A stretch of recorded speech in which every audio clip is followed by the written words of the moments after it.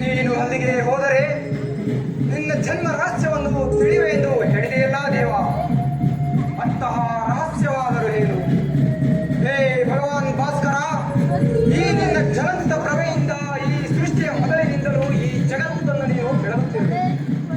ಅಂದ ಮೇಲೆ ಅಂತಹ ರಹಸ್ಯವನ್ನು ನೀನು ತಿಳಿದಿರಲೇಬೇಕು. ಈ ಸಂದೇಹದ ಅಂಧಕಾರದಿಂದ ನನ್ನನ್ನು ಉತ್ತರಿಸುವ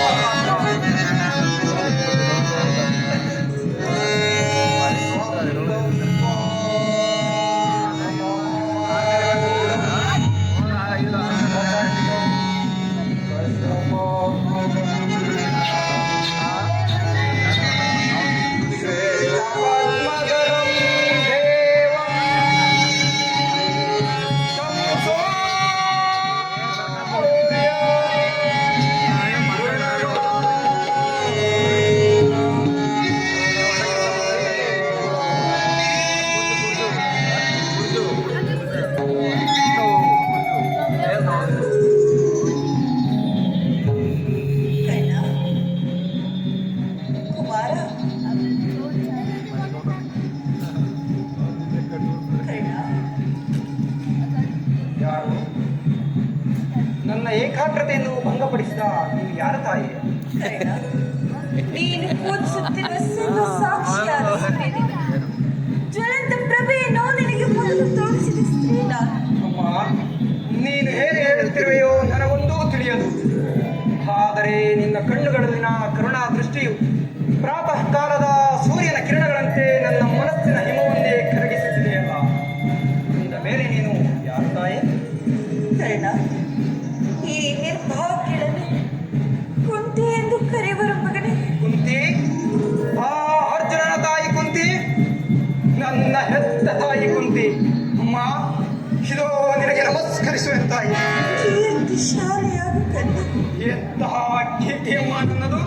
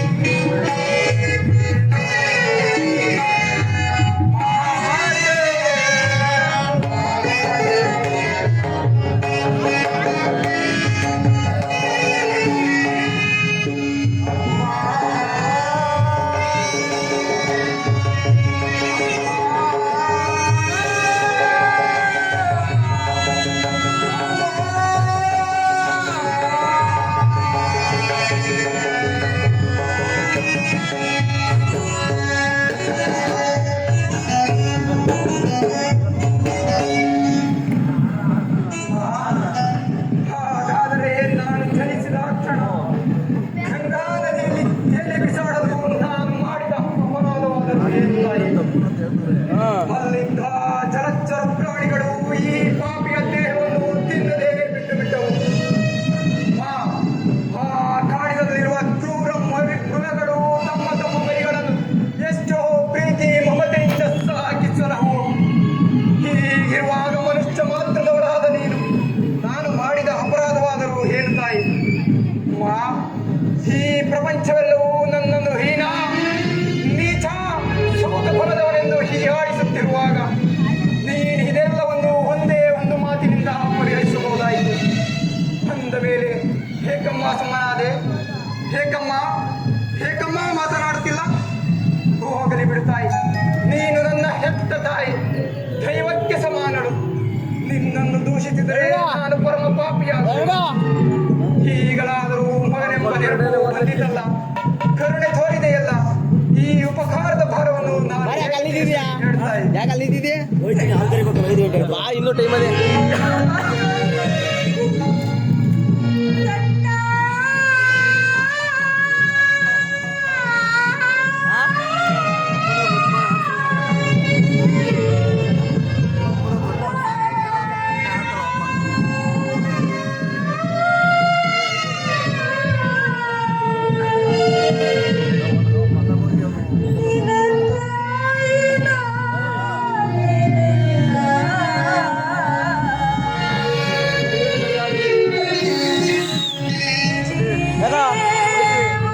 ಹೌದಾ? ಸರಿ ಆಯ್ತು.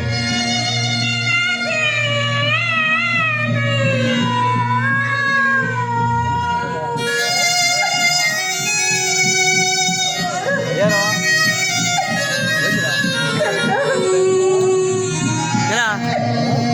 ಚೇಂಜ್ ಕೊಡ್ಲಿ, ಇಲ್ಲಿ ಚೇಂಜ್ ಕೊಡು.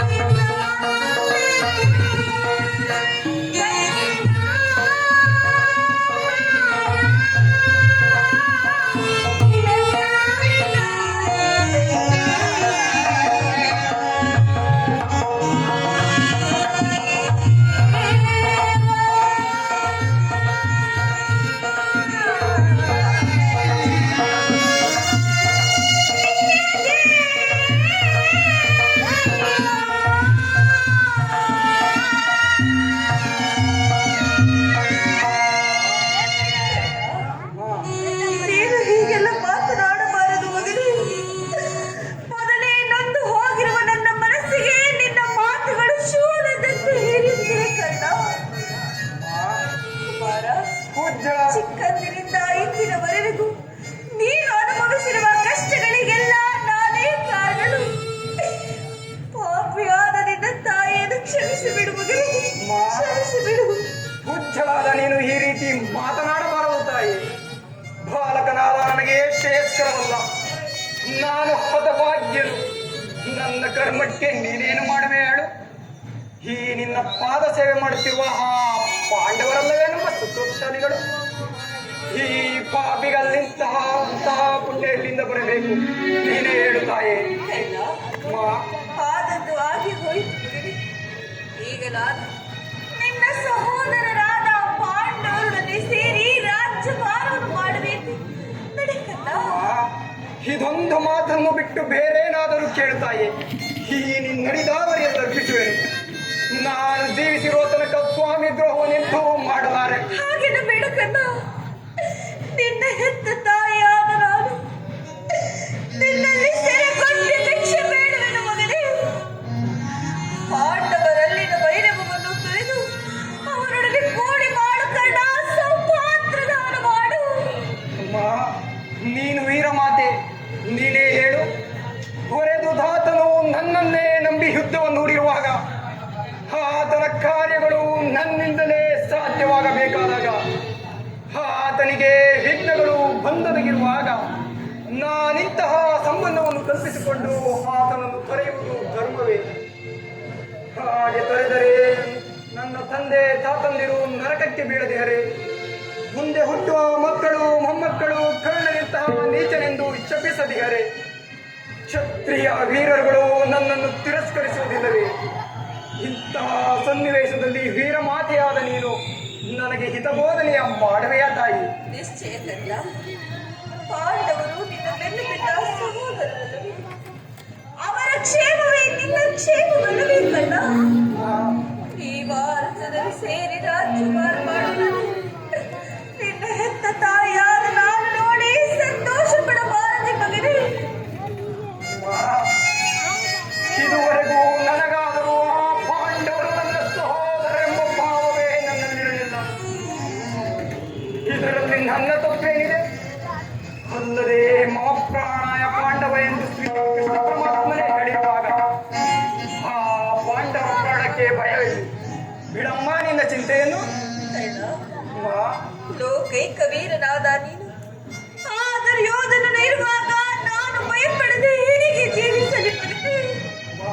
ಕನ್ನ ಕನ್ನ, ಈ ಯುದ್ಧದಿಂದಲಾದರೂ ಪರಾಮುಖನಾಗುವೆಯೋ ಮಗನೇ? ಈ ಕರ್ಣನಂತಹ ನೀಚನಲ್ಲ ತಾಯಿ. ಈ ನನ್ನ ಬಾಹುಗಳಲ್ಲಿ ಪೌರುಷವಿರುವವರೆಗೂ ನನ್ನ ಸ್ವಾಮಿ ಕೌರವೇಶ್ವರನಿಗೆ ಹೋರಾಡುವೆ. ಆತನಿಗೆ ನನ್ನಲ್ಲಿರುವ ಪ್ರೀತಿ ವಿಶ್ವಾಸವನ್ನು ನೀನೇನು ಬಲ್ಲೆ ಹೇಳು?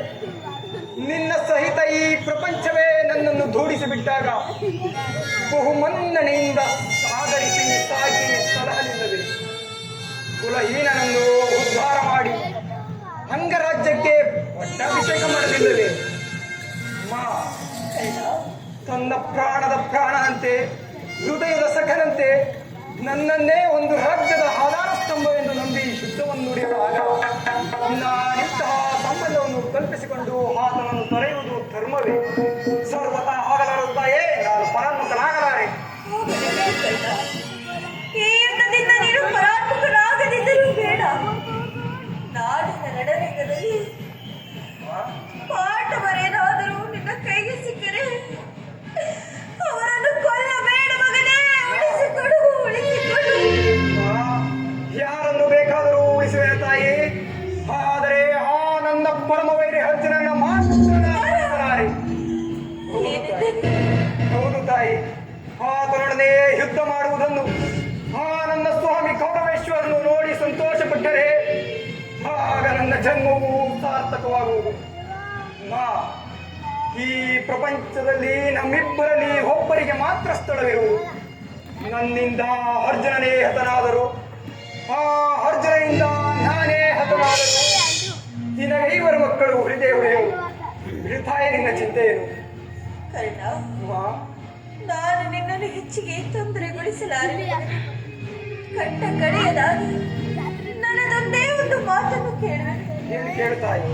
ನಡೆಸಿಕೊಡುವೆ ಯಾಕಂದ? ಅಮ್ಮ, ಈ ಕಳ್ಳನು ಹೆತ್ತ ತಾಯಿಯ ಒಂದು ಮಾತನ್ನು ನಡೆಸಿಕೊಡಲಾರದ ಕಡು ಪಾಪಿ ಎಂದು ಭಾವಿಸಿದೆಯಾ?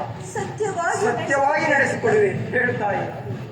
ಕರ್ಣ, ಆಯಸ್ಸಿರುವವರು ಯಾರಾದರೂ ಎಲ್ಲಿಯಾದರೂ ಬದುಕಿಕೊಳ್ಳಲಿ ಮಗನೇ. ಹೆತ್ತ ಹೊಟ್ಟೆಗೆ ಅದೇ ಸಂತೋಷವಲ್ಲವೇ? ಕರ್ಣ, ನಾಡಿನ ರಣರಂಗದಲ್ಲಿ ಏನದಂತಹ ಕಠಿಣ ಪ್ರಸಂಗ ಬಂದರೂ ಒಮ್ಮೆ ತೊಟ್ಟ ಬಾಣವನ್ನು ಪುನಃ ಈಗ ನೀನು ಕೆಟ್ಟೆ. ಅಷ್ಟದಿಕ್ಪಾಲಕರೇ, ಸೂರ್ಯ ಚಂದ್ರಾದಿಗಳೇ, ಮನು ಮುನಿಗಳೇ, ನೀವೇ ಕಾಪಾಡಬೇಕು ಆ ನನ್ನ ಸ್ವಾಮಿ ಕೌರವೇಶ್ವರನು. ಇಂದ್ರನು ಮೋಸದಿಂದ ನನ್ನ ವಜ್ರ ಕವಚವನ್ನು ಅಪಹರಿಸಿದನು. ಆತನ ದುರಾದೃಷ್ಟಕ್ಕೆ ವಿದುರನು ತನ್ನ ಸರ್ವೋತ್ತಮವಾದ ಬಿಲ್ಲನ್ನೇ ಮುರಿದು ಬಿಸಾಡಿದನು. ಶ್ರೀಕೃಷ್ಣ ಪರಮಾತ್ಮನು ನನ್ನ ಜನ್ಮ ವೃತ್ತಾಂತವನ್ನು ತಿಳಿಸಿ ನನ್ನ ಹೃದಯದ ಸ್ಥೈರ್ಯವನ್ನೇ ಕಿತ್ತುಕೊಂಡನು. ಹೀಗಿರುವಾಗ ನನ್ನ ಹೆತ್ತ ತಾಯಿಯು ಬಂದು ತೊಟ್ಟ ಬಾಣವನ್ನು ಪುನಃ ತೊಡಬೇಡವೆಂದು ವಾಗ್ದಾನ ಪಡೆದಳು. ಆಗಲಿ, ಪ್ರಪಂಚ ದೈವ ಎಲ್ಲವೂ ಸಂಚು ಮಾಡುತ್ತಿದೆ, ಮಾಡಲಿ. ಈ ಬಾಹುಗಳಲ್ಲಿ ಪೌರುಷವಿರುವವರೆಗೂ ಆ ನನ್ನ ಸ್ವಾಮಿಯಾಗಿಯೇ ಹೋರಾಡಿದೆ. ಉಳಿದಿದ್ದು ದೈವ ಇಚ್ಛೆ.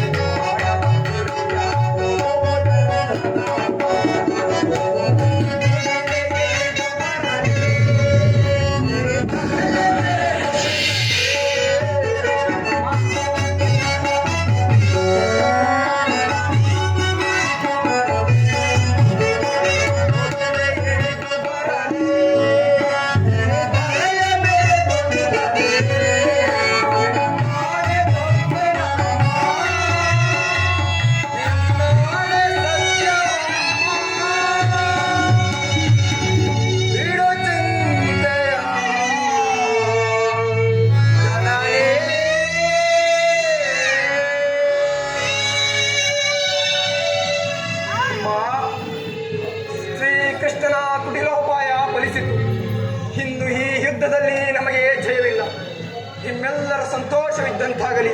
ಹೋಗಿ ಬಾ ತಾಯಿ. ಮಾ, ದಯಮಾಡಿ ಸ್ವಲ್ಪ ನಿಲ್ಲು. ಮಾ, ಹೆತ್ತ ತಾಯಿಯ ಪ್ರಥಮ ದರ್ಶನವು ಇಂತಾಯಿತು. ಬಹುಶಃ ಅಂತಿಮ ದರ್ಶನವು ಹಿಂದೆ ಎಂದು ತೋರುತ್ತಿದೆ. ಆದ್ದರಿಂದ ಈ ಮಹಾಭಾರತ ಯುದ್ಧ ಮುಗಿಯುವವರೆಗೂ ನಾನು ನಿನ್ನ ಮಗನೆಂಬ ವಿಚಾರವನ್ನು ಯಾರಲ್ಲಿಯೂ ತಿಳಿಸಬೇಡ. ದೈವವಶಾತ್ ತಾನೇನಾದರೂ ಮಡಿದರೆ ಸತ್ಯಸಂಧನಾದ ಆ ಧರ್ಮರಾಯನಿಂದಲೇ ನನ್ನ ಉತ್ತರ ಕ್ರಿಯಾದಿಗಳನ್ನು ಮಾಡಿಸಿಕೊಡಬೇಕೆಂದು ಬೇಡಿಕೊಳ್ಳುವೆನು ತಾಯಿ. ಎಂತಹ ಮಾತುಗಳನ್ನು ಕೇಳಿಬಿಟ್ಟೆ